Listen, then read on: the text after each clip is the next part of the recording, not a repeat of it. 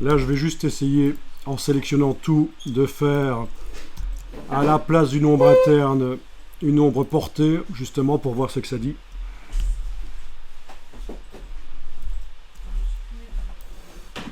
Ombre portée qui va devoir être moins forte que ça. 75%, c'est un peu trop, je vais mettre 50. Touche tabulation pour voir ce que ça dit. Voilà. L'orientation, etc. va pouvoir être modifiée. Non, la distance, il vaut mieux se calmer un peu sur la distance. Et c'est là qu'on apprécie d'avoir un ordinateur qui est quand même un peu plus puissant que celui que j'ai ici, qui est quand même un vieux mulet en fait. Hein. Vous êtes sur des ordis qui sont quand même plus puissants que le mien. Ils sont bien 5 ou 6 fois plus puissants. Donc forcément, ça va plus vite chez vous. Dans les effets, monsieur, vous avez fait... Voilà, ce qui peut aider aussi, c'est de mettre un contour pour donner l'impression qu'il y a comme un bord sur du papier découpé. Donc un contour que je vais mettre ici, je vais tester 2 points, voyons ça, c'est un peu trop. Contour que je vais mettre à l'extérieur à 1 point. Ok. Et dans le nuancier, j'ai intérêt à aller chercher un gris ou du noir. 20%. Voilà. C'est à peu près ce que je voulais. Voilà, pour avoir un effet de bord, comme si c'était du papier découpé, pourquoi pas, voilà.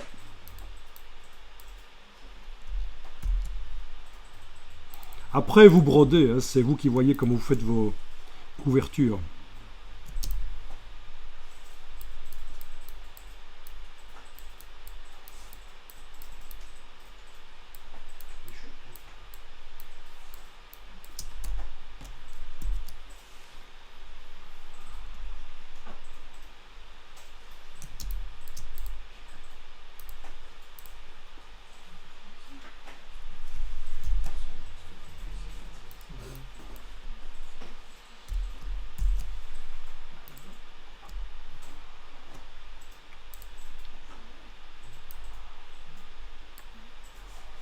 Je vais rapidement tester avec une couleur à l'arrière.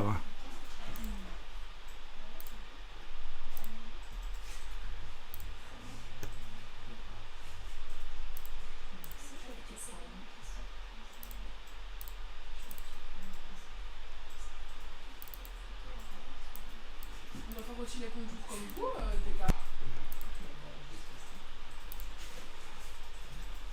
Voilà. Donc bien sûr, couleur à l'arrière, texte par-dessus. Et encore une fois, ça a été vite fait ici, vraiment. On peut faire ça beaucoup mieux en se concentrant, en brodant. Je fais appel surtout, je vous rappelle que le but n'est pas de refaire par la suite la même chose que ce qu'on a fait ou presque la même chose. Le but est vraiment de transférer. C'est là qu'on a gagné vraiment au niveau apprentissage de l'infographie. C'est quand vous avez intégré les techniques et vous allez plus loin que ce qu'on a vu pendant la démonstration.